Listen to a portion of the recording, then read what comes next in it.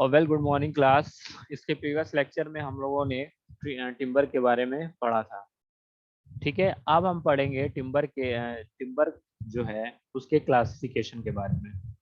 ठीक है, टिम्बर का क्लासिफिकेशन कह सकते हैं या तो हम नॉर्मली ट्री का क्लासिफिकेशन कहते हैं या वृक्षों के वर्गीकरण। ठीक है, जो हमारे वृक्ष के वर्गीकरण है, क्लासिफिकेशन है, वो दो प्रकार से होता है। ठीक है, वो दो प्रकार से या दो कह सकते हैं कि हम लोग दो आधार के बेस पे होता है। ठीक है, तो सबसे पहला है हमारा on the basis of growth, यानी कि उत्पत्ति या वृद्धि के आधार पर। यानी कि जो भी हमारा उत्पत्ति होगा, यानी उत्पत्ति जो होता आ रहा है या वृद्धि हो रहा है, उसके अनुसार होगा। ठीक है, और दूसरा होता है हमारा मौसम के आधार पे। ठीक है, on the basis off season. ठीक है, on the basis off season. ठीक, मौसम बोल सकते हैं, हरियाली बोल सकते हैं, और सीजन बोल सकते हैं। ये दो तरीके के हमारे क्लासिफिकेशन होते हैं। ठीक है, फिर दूसरा आता है हमारा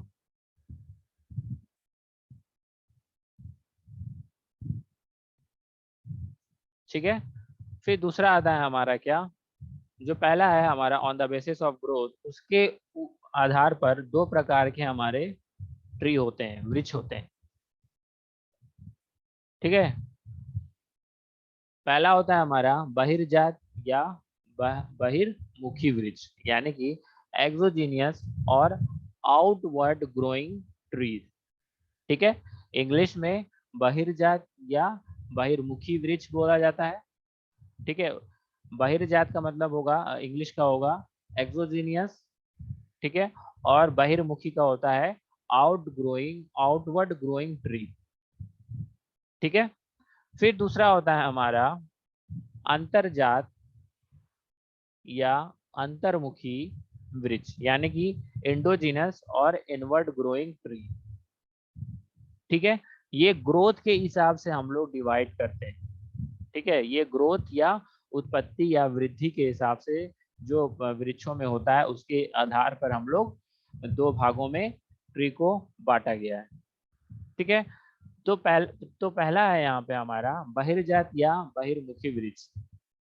ठीक है, तो इसमें आता है ये जो बहिर्जात और बहिर्मुखी है, वो उसको हम कैसे पहचानेंगे कि हमारा ये बहिर्जात है या बहिर्मुखी वृक्ष है। तो जो क्या होगा, इस वृक्ष के ऊंचाई के साथ साथ मोटाई में भी बढ़ते हैं, यानी कि लंबे तो होंगे ये, साथ ही साथ बहुत ज्यादा मोटे होंगे। ठीक है,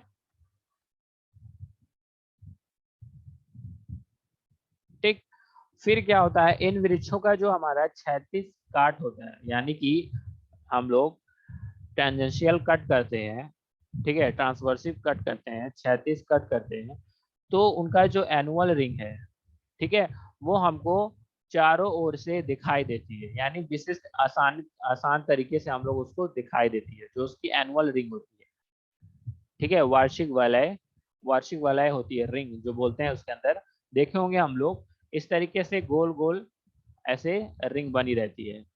ठीक है, इस तरीके से गोल गोल रिंग ऐसे बनी रहती है।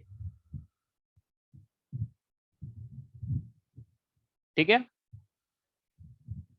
तो हमको आसानी से वो दिख जाती है। ठीक, जिसकी वजह से ही हमारा जो वृक्ष है वो क्या होता है, बहुत ज्यादा मोटा होता है। ठीक है, और ज्यादातर इन लकड़ियों का इस्तेमाल हम लोग अभियांत्रिक कार्यों, यानी कि इंजीनियरिंग वर्कों में हम लोग इस्तेमाल करते हैं। ठीक है, जैसे हमारा एग्जांपल है इसका, आम की लकड़ी। ठीक है, आम का वृक्ष जो होगा वो किस में आएगा, बहिर्जात मुखी या बहिर्मुखी वृक्ष। ठीक है, शीशम की लकड़ी, ठीक, साल की लकड़ी, सागौन की लकड़ी या देवदार। ठीक है, इन सब चीजों की जो लकड़ियां होती हैं, क्या होती है, वो एक्सोजीनस होती है, यानी कि लंबाई तो होती है, साथ ही साथ इनकी मोटाई भी अधिक होती है। ठीक है, फिर दूसरा है हमारा अंतरजात या अंतर्मुखी वृक्ष। ठीक है, ये वृक्ष जो होते हैं, उनकी जो क्या होती है, उनकी ज्यादातर लंबाई होती है। ठीक है। इनकी जो अंदर की ओर बढ़ोतरी होती है वो क्या होती है, बहुत ज्यादा कम होती है। ठीक, ये क्या अंदर की ओर बढ़ते हैं और इसीलिए क्या हो जाते हैं, बहुत ज्यादा लंबे होते हैं। ठीक है, जैसे हमारा खजूर का पेड़ हो गया, बांस का पेड़ हो गया, नारियल का हो गया, ताड़ का हो गया, ये सब क्या आएंगे इसमें, एंडोजिनस। हम लोग देखे हैं ना कि लंबाई तो होती है लेकिन जो उनकी चौड़ाई होती है वो क्या होती है, थोड़ी बहुत, बहुत ज्यादा नहीं होती, कम होती है। ठीक है, क्यों, क्योंकि ये अंदर की ओर बढ़ते हैं। ठीक है, इसीलिए इनका नाम रखा गया अंतरजात या अंतर्मुखी। ठीक है, इंग्लिश में बोलेंगे क्या हम लोग, इंडोजिनस ट्री। ठीक है,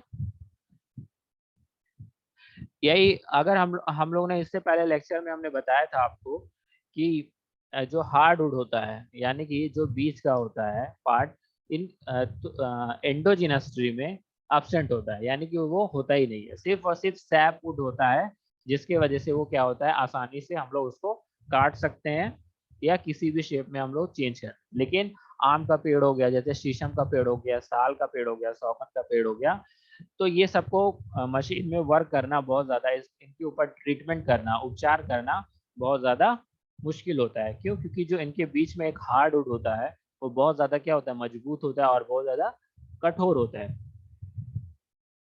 ठीक है, अब आते हैं, जो इनका भी इंजीनियरिंग कार्यों में नाम मात्र का ही होता है, यानी कि बहुत कम इस्तेमाल हम लोग इंजीनियरिंग कार्यों में हम लोग अंतर्जात और अंतर्मुखी वृक्ष का इस्तेमाल हम लोग करते हैं। ठीक है, एग्जाम्पल हम बता ही चुके हैं, उदाहरण बता ही चुके हैं, जैसे कि हमारा कौन कौन सा, बांस हो गया। ठीक है, बांस का हम लोग नॉर्मली कच्चा घर बनाने में इस्तेमाल करते हैं और इंजीनियरिंग कार्यों में नहीं इस्तेमाल करते हैं। ठीक है, खजूर का, नारियल का, ताड़ का, इन सबों का, ये सब क्या इसमें आएंगे, अंतर्जात या अंतर्मुखी वृक्ष में आते हैं। ठीक है, अब आते हैं मौसम या हरियाली के आधार पर, यानी on the basis off season. ठीक, तो दो तरीके के हमारे होते हैं। ठीक है, मौसम और हरियाली के आधार पर दो तरीके के हमारे वृक्ष होते हैं। ठीक है, पहला है हमारा सदाबहारी वृक्ष या शंकु वृक्ष। ठीक है, कॉनिफेरियस और एवरग्रीन ट्री। ठीक है, जिसको बोलते हैं इंग्लिश में हम लोग कॉन्फेरियस और एवरग्रीन ट्री। ठीक है, सदाबहार वृक्ष या बोलेंगे शंकु वृक्ष। ठीक है, शंकु कैसे आया अभी हम बताएंगे बाद में। ठीक है, फिर दूसरा होता है पतझड़ वृक्ष, यानी कि डिसीसियस और सीजन ट्री। ठीक है, ये दो तरीके के ट्री हमारे अ, ये दो प्रकार के ट्री हमारे मौसम और हरियाली के आधार पर दिए गए हैं। ठीक है, तो पहला जो है सदाबहार वृक्ष या शंकु वृक्ष, कॉन्फेरियस और एवरग्रीन ट्री, इनमें क्या होता है, इन पेड़ों की पत्ती जो होती है वो क्या होती है, बहुत ज्यादा नुकीली होगी या शंकु के आकार की होगी। ठीक है, शंकु के आकार की होगी, यानी कि कोन के आकार की तरह होती है। ठीक है, फिर क्या होता है, इन वृक्षों में क्या होता है, जब नई पत्तियां आती है,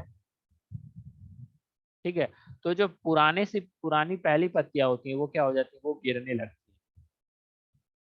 ठीक है, और जो इनका फल भी होता है वो किस आकार का होता है, हमारा शंकु के आकार का होता है, यानी कि बहुत ज्यादा कोन की तरह शेप का होगा। ठीक है, इसमें क्या होता है, इसमें मृत्यु प्रकाश यानी कि सॉफ्ट टिम्बर प्राप्त होता है। ठीक है, इन वृक्षों से हमें किस तरीके का टिम्बर प्राप्त होता है, बहुत ज्यादा सॉफ्ट। ठीक है, बहुत ज्यादा मुलायम रहेगा। ठीक है, बहुत ज्यादा स्ट्रेंथ नहीं रहेगी, कम स्ट्रेंथ रहेगी, और बहुत ज्यादा हार्डनेस भी नहीं रहेगी, लोअर हार्डनेस रहेगी। ठीक है, इसमें कौन कौन से वृक्ष आते हैं, पहला हमारा चीड़ का, ठीक है, पेड़ आता है, देवदार आता है, ठीक है, केल आता है, यूकोलिप्टस आता है, ठीक है, जिसको हम लोग बोलते हैं लिपस्टिक वाला पेड़। ठीक है, ये सब कौन कौन सा है, ये सब सदाबहार वृक्ष के उदाहरण। ठीक है, फिर दूसरा है हमारा पतझड़ वृक्ष यानी डेसिसियस ट्री। ठीक है, अब इससे पहले हमने क्या देखा था कि जो हमारी पत्तियां थी वो क्या थी, हमारी शंकु के आकार की थी। इसमें क्या होगी, इसकी जो पत्तियां होगी, ठीक है, वो क्या होगी, बहुत ज्यादा चौड़ी होगी। ठीक है, बहुत ज्यादा क्या होगी, चौड़ी तरीके की होगी। ठीक है, चौड़ी पत्तियां होंगी। ठीक है, इनकी पत्तियां भी क्या होती है, जो शरद ऋतु ऋतु आती है यानी कि एंटम सीजन, उसमें क्या होने लगती है, ये गिरने लगती है। ठीक है, फिर बसंत ऋतु में इनका नई पत्तियां निकल आती है। ठीक है, एक पतझड़ वाला मौसम आता है, ये जनवरी फरवरी के बीच में आता है, बहुत ज्यादा देखे होंगे कि बहुत ज्यादा पत्तियां गिरती हैं। ठीक है, और पूरा झड़ जाती है। फिर बसंत ऋतु आने के बाद क्या होती है, बसंत आता है, बसंत पंचमी वाले दिन फिर उस पे क्या होगा, बसंत ऋतु में वो क्या करेंगे कि वो फिर से निकल आते हैं। ठीक है, इन वृक्ष से हमको बहुत ज्यादा कठोर प्रकाश प्रकाश मिलता है, यानी कि हार्ड वुड मिलता है। ठीक है, इसमें कौन कौन सी आएंगी, जैसे आम, मैंगो, आम, सौगुन, साल, शीशम, ये सब क्या होती है, इनकी पत्तियां भी चौड़ी चौड़ी होती हैं और मजबूत भी होती है, बहुत ज्यादा हार्ड होती है। ठीक है, तो ये पूरा था हमारा वृक्ष का क्लासिफिकेशन। ठीक है, वृक्ष का क्लासिफिकेशन।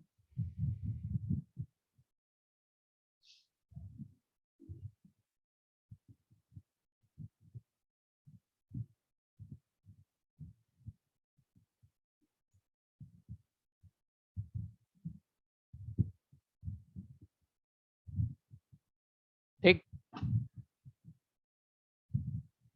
अब आते हैं स्ट्रक्चर ऑफ ट्री पे, यानी कि जो हमारा वृक्षों का संरचना।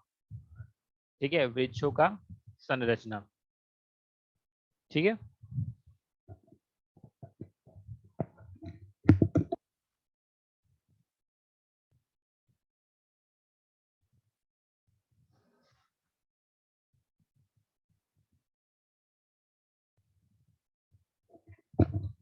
इसमें क्या होता है, वृक्ष की संरचना पे। ठीक है, यानी कि हमारा जब हम लोग किसी भी वृक्ष को, यानी वृक्ष के आंतरिक संरचनाओं को समझने के लिए हम क्या करते हैं, एक बहिर्जात वृक्ष यानी कि एक्सोजीनियस ट्री, ठीक है, का हम लोग अनुप्रास का यानी क्रॉस सेक्शन का अध्ययन करते हैं। ठीक है, अगर हमको संरचना जानना है ट्री के बारे में, तो हम क्या करेंगे,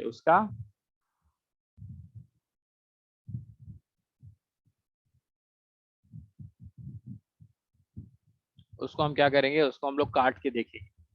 ठीक है, तो हमें कुछ इस तरीके का फिगर दिखाई देगा। ठीक है, हमें इस तरीके का कुछ फिगर दिखाई देगा। ठीक है, तो जो सबसे पहला हमें पार्ट दिखाई देता है वो क्या होता है, हमारा छाल यानी कि बार। ठीक है, ये वृक्ष का बाहरी आवरण होता है, यानी कि हम लोग सब लोग जानते हैं कि वृक्ष के बाहर हमको दिखाई देता है छाल।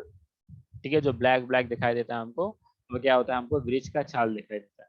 और पेड़ों को वह वायुमंडल के दुष्प्रभाव से एवं चोटों से बचाने का कार्य करता है, यानी कि ये हमारे पेड़ को बाहर का जो वायुमंडल के दुष्प्रभाव है यानी हार्मफुल इफेक्ट्स हैं, और जो उसको चोट पहुंचाने वाले कार्य है, उसको क्या करता है, उसको बचाने का कार्य करता है।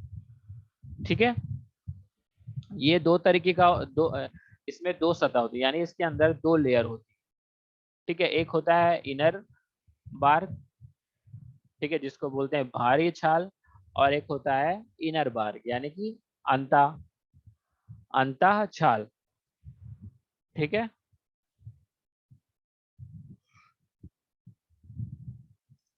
कैबियम लेयर में, ठीक, कैबियम लेयर के ऊपर लिपटी पतली झिल्ली को अंतः छाल कहते हैं, यानी कि ठीक इनर, यानी कि जो हमारा बार्क है, ठीक है, और उसके बाद इनर बार के बाद होता है एक कैबियम लेयर, यानी एथा परत बोलते हैं जिसको, कैबियम लेयर होती है।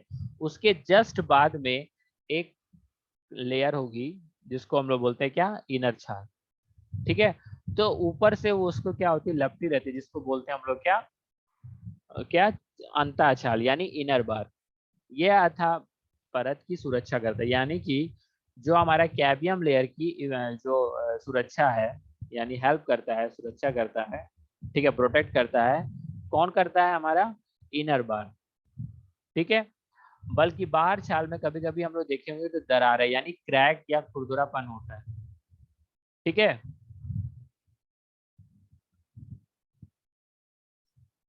ठीक, इसी जो हमारी कैबियम लेयर होती है, जो उसका उत्पत्ति है, यानी कि ग्रोथ जो है, वो कैबियम लेयर के लिए ही होता है, ठीक है। कैबियम लेयर से ही जो हमारा छाल बनता है, ठीक है, वो क्या करता है, अपने चारों ओर प्रोटेक्ट का लेयर बना लेता है, ठीक है। तो ये था हमारा क्या, छाल के बारे में, यानी बार्क के बारे में, ठीक। जस्ट छाल के बाद एक कैबियम लेयर होती है, या बोल सकते हैं वेस्कुलर कैबियम लेयर, ठीक है, जिसको हम लोग बोलते हैं एथा परत, परता, या हम लोग बोलेंगे कैबियम परत, ठीक है। छाल के नीचे वाली परत को एथा परत बोलते हैं, यानी कि जस्ट यहाँ पे एक लेयर होती है, जस्ट यहाँ पे एक लेयर होगी यहाँ पे, जिसको हम लोग क्या बोलेंगे, एक लेयर यहाँ पे होगी, ठीक है।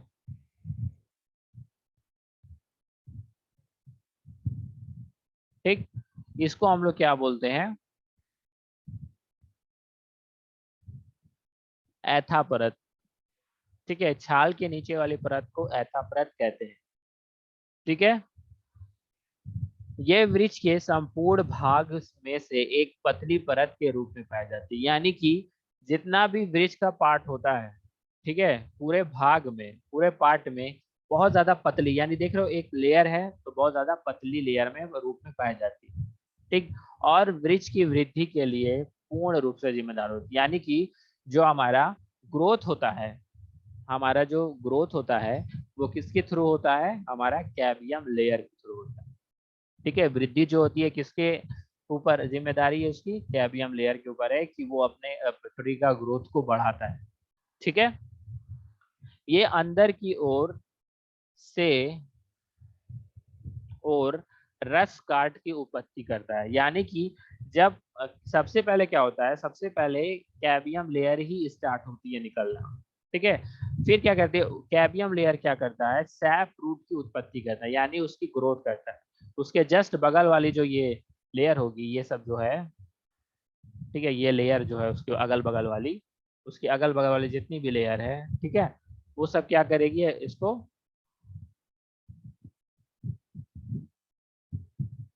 ये इतनी जो लेयर है वो क्या होती है, वो सैप वुड होती है, ठीक है। ये सैप वुड की क्या करता है, उत्पत्ति करता है, जबकि बाहर की तरफ झाल की उत्पत्ति करता है, यानी कि अंदर की ओर सैप वुड बनाता है, बाहर की ओर झाल बनाएगा, ठीक है, समझ में आ गया।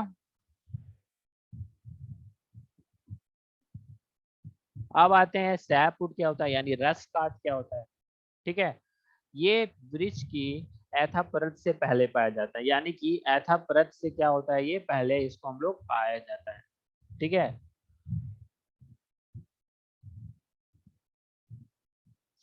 ठीक है, एथा परत से पहले पाया जाता है, ठीक है। इसका मुख्य कार्य क्या होता है, पेड़ों के मुख्य अंगों हेतु भोजन एकत्रित कर अंत तक पहुंचाना, यानी कि सैपवुड का काम क्या होता है, कि जिसमें जाइलम और फाइलम होते हैं, ठीक है। जाइलम फाइलम जो होते हैं वो क्या करते हैं, वो अपना फूड इकट्ठा करते हैं और सभी ब्रांचों में डिस्ट्रीब्यूट करते हैं। इससे पहले वाले लेक्चर में हमने बताया था कि जाइलम और फाइलम क्या करते हैं, एक फूड को क्या कहते हैं, एकत्रित करते हैं और सारे ब्रांचों में, यानी कि सारे भाग में डिवाइड कर देते हैं, ठीक है। इसका रंग जो होता है वो क्या होता है, बहुत ज्यादा लाइट होता है, बहुत ज्यादा हल्का होता है, ठीक है। और इसकी जब इसका जो ग्रोथ होता है वो बहुत ज्यादा स्लो होता है, नवीन वृद्धि बताता है, ठीक है, यानी कि बहुत ज्यादा स्लो वृद्धि होता है, ठीक है। इसका वृक्ष की वृद्धि में सक्रिय योगदान होता है, यानी कि ये सैप उड ही की वजह से ही जो वृक्ष का जो हमारा ग्रोथ है उसी के ऊपर पूरा डिपेंड होता है, ठीक है। पूरा पूरा पूरा का पूरा योगदान सैपवुड का होता है, ठीक है। अब आते हैं हम लोग अंतःकाष्ठ पे, यानी कि बीच वाला जो हमारा उड है, यानी इतने दूर का जो हमारा उड है, ठीक है, बीच का जो उड है हमारा, क्या कहलाएगा हमारा?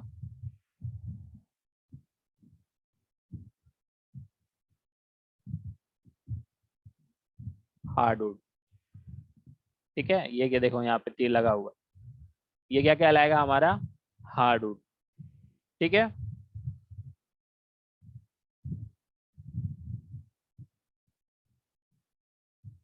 ठीक। ये जो होता है वो रस कास्ट के यानी कि सैपवुड के अंदर के वलैन होते हैं, यानी कि सैपवुड के अंदर जो होता है उसके रिंग को क्या बोलता है, ये क्या बोलते हैं हम लोग? हार्डवुड।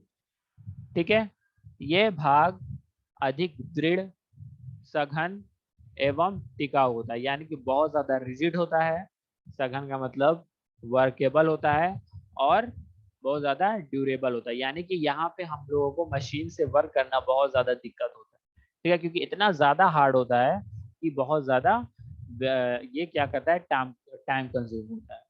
ठीक है, इसका जो रंग होता है वहां पे बहुत ज्यादा डार्क होता है, हमेशा हार्ड वुड जो होगा बहुत ज्यादा डार्क कलर में होगा। ठीक है, कभी भी आप देखिएगा लकड़ी का लट्ठे को, तो उसको हमको दिखाई देगा, सैपवुड, हार्डवुड सब दिखाई देगा। ठीक है, ठीक। ठीक, ये इसीलिए हम लोग ज्यादातर हार्डवुड का इस्तेमाल करते हैं इंजीनियरिंग कार्यों में, हम लोग बहुत ज्यादा हार्ड का इस्तेमाल करते हैं, जिससे क्या होता है हमको बहुत ज्यादा रिजिडपन, ड्यूरेबिलिटी, प्रकाश हमको अच्छे तरीके से मिल जाता है। ठीक है,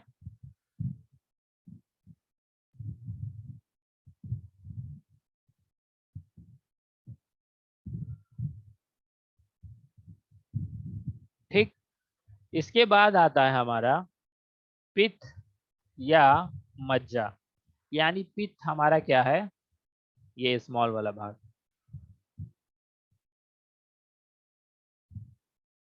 ये स्मॉल वाला जो भाग है गोल सा, ब्लैक ब्लैक, वो क्या है हमारा? पित्त है। क्या है? पित्त है। ठीक है, ये वाला भाग। ठीक, ये क्या होता है, ये जो होता है इसको बोलते हैं वृक्ष, वृक्ष के केंद्र भागों को क्या बोलते हैं? पित्त। ठीक है, इसके आसपास, इसको हम लोग ज्यादातर लकड़ियों में इस्तेमाल नहीं करते हैं, ठीक है, लेकिन इसके आसपास की लकड़ियां जो होती है वो बहुत ज्यादा क्या होती है, मजबूत होती हैं, और क्या होती हैं, गहरे रंग की होती है, यानी डार्क कलर की होती है। ठीक है,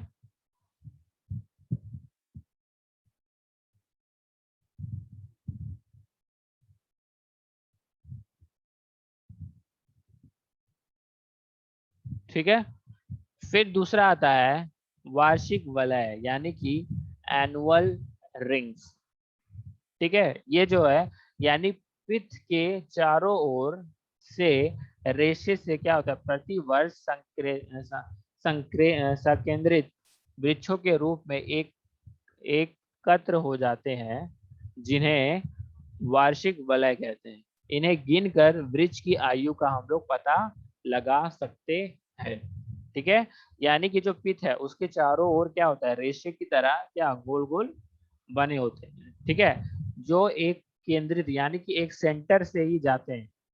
ठीक है, तो वो क्या होते हैं, एक जगह एकत्र रहते हैं, यानी कि एक जगह इकट्ठे रहते हैं। ठीक, जिसको हम लोग क्या बोलते हैं, एनुअल रिंग या वार्षिक वलय। ठीक है, इसको गिन करके हम वृक्ष की आयु हम आसानी से बता सकते हैं। ठीक है, कि हमारा जो वृक्ष है वो कौन सा है, कौन कितने साल पुराना है, कितना साल नया है, ये सब हम लोग जान के बता सकते हैं। ठीक है, फिर आता है हमारा मज्जा रेशिम। ठीक है, मज्जा रेशम, यानी कि बोलेंगे मेडुलर रिंग्स। ये जो हमारा देखो रेडियली यहाँ पे दिखाई दे रहा है, ये है, ये रिंग है, ये सब रिंग। ठीक है, ऐसी पतली त्रिज्या रेखाएं जो पित्त से कैबियम परत तक जाती हैं, वो क्या कहलाती है हमारा? मज्जा रेशम कहलाती है, यानी कि एक पतली सी परत। ठीक है, एक पतली सी त्रिज्या रेखा जो कहाँ जाती है, यानी पैत यानी पित्त से, यानी सेंटर से, जो केंद्र भाग है उसको क्या बोलते हैं हम लोग? पित्त। पित्त से लेके कहाँ तक जाए? कैबियम परत तक। ठीक है, कैबियम लेयर तक जाए उसको क्या बोलते हैं हम लोग, मज्जा रेशम। ठीक है, जो अंतःकास्ट तथा रस कास्ट के वार्षिक वलय को बांधने का कार्य करती है। यानी कि जो अंतःकास्ट है यानी कि हमारा हार्डवुड है और हमारा रस कास्ट यानी सैपवुड है, उसको क्या करती है, उसको वार्षिक वलय से क्या करती है, बांधने का कार्य करती है, यानी कि एक दूसरे को बांधने का कार्य करती है। ठीक है, ठीक। इसकी मात्रा पर भी लकड़ी की सामर्थ्यता तथा मजबूती निर्भर करती है। यानी कि जो हमारी सामर्थ्यता है यानी कि जो इनकी मात्रा जितनी होगी वो क्या करेगी, लकड़ी की स्ट्रेंथ बताएगी और मजबूती बताएगी। ठीक है, उसके अगर कम रेशे हैं तो क्या होगा, बहुत ज्यादा स्ट्रेंथ नहीं देगा। ठीक है, अगर बहुत ज्यादा रेशे हैं तो क्या करेगा, स्ट्रेंथ मतलब स्ट्रेंथ भी देगा और मजबूत भी होगा। ठीक है,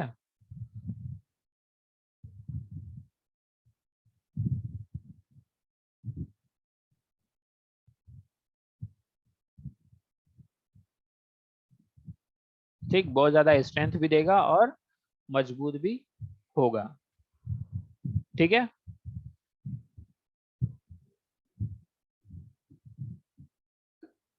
ठीक। अब आते हैं एडवांटेज और डिसएडवांटेज ऑफ टिम्बर, यानी कि हमारा जो हम टिम्बर इस्तेमाल करते हैं उसका गुण क्या है और उसका दोष क्या है। ठीक है, जो हमारा पहला है, हमारा प्रकाश उष्मा का कुचालक होता है, यानी कि वो एनर्जी स्टोर नहीं करता है।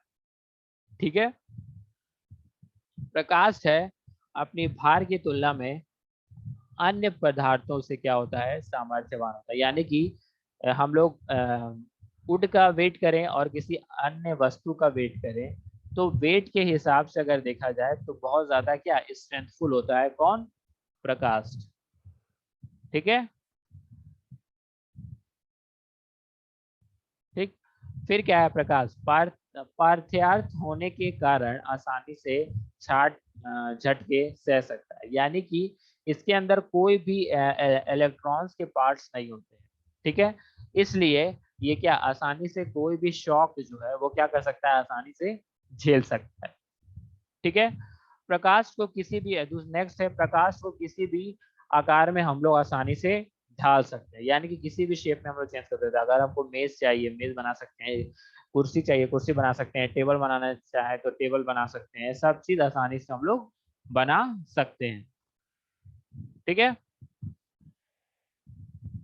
फिर नेक्स्ट, यह उपयोग के बाद भी अपने स्क्रू वैल्यू रखता है, स्क्रैप वैल्यू रखता है। यानी कि जब हम इसको यूज कर लेते हैं, ठीक है, एक बार यूज कर लेते हैं तब भी ये अपनी स्क्रैप वैल्यू बनाए रखता है। यानी कि अपनी वैल्यू ये बनाए रखता है, ना ये घटेगा ना ये बढ़ेगा। लेकिन तब घटेगा जब क्या होगा, इसके अंदर बीमारियां लगी, इसके अंदर डिफेक्ट्स आएंगे, इसके अंदर जो भी दोष आएगा, ठीक है, उसके वजह से ये घटेगा। अगर ये सुरक्षित रूप में एक बार बन गया है तो वैसे का वैसे रहेगा।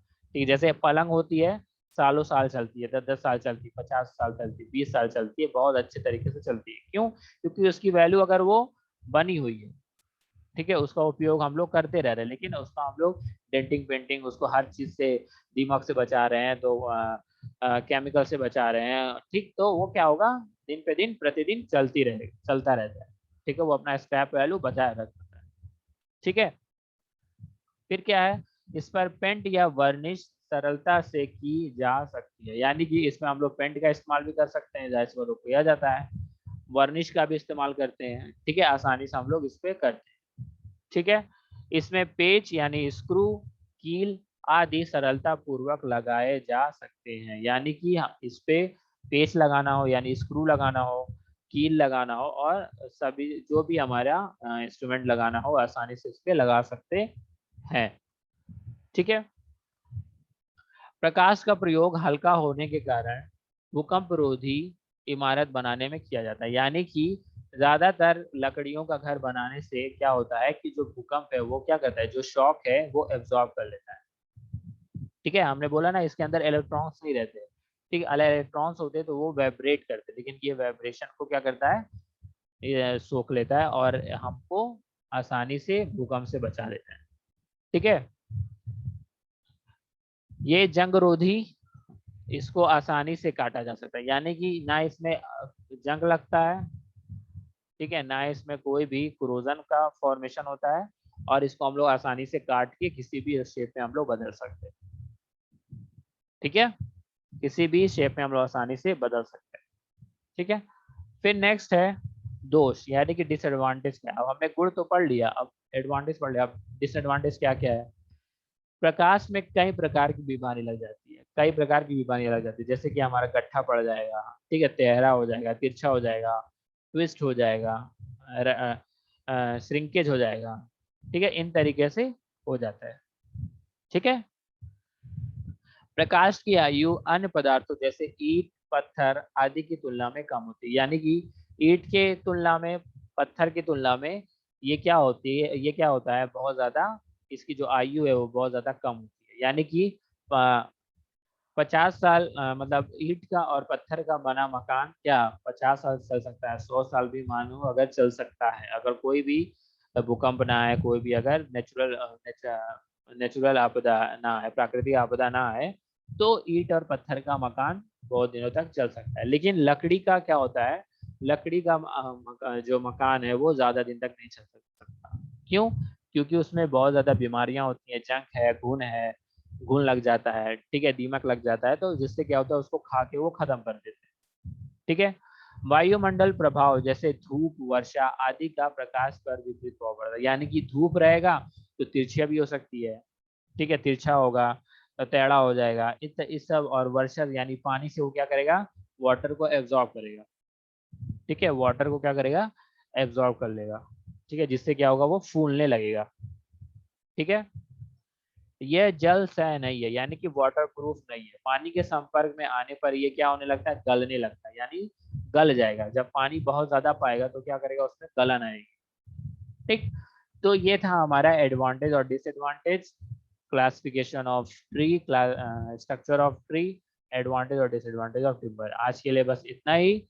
नेक्स्ट लेक्चर में जो हम लोग पढ़ेंगे वो हम लोग पढ़ेंगे डिफेक्ट्स ऑफ टिम्बर या कन्वर्जन ऑफ टिम्बर। ठीक है, मिलते हैं नेक्स्ट क्लास में।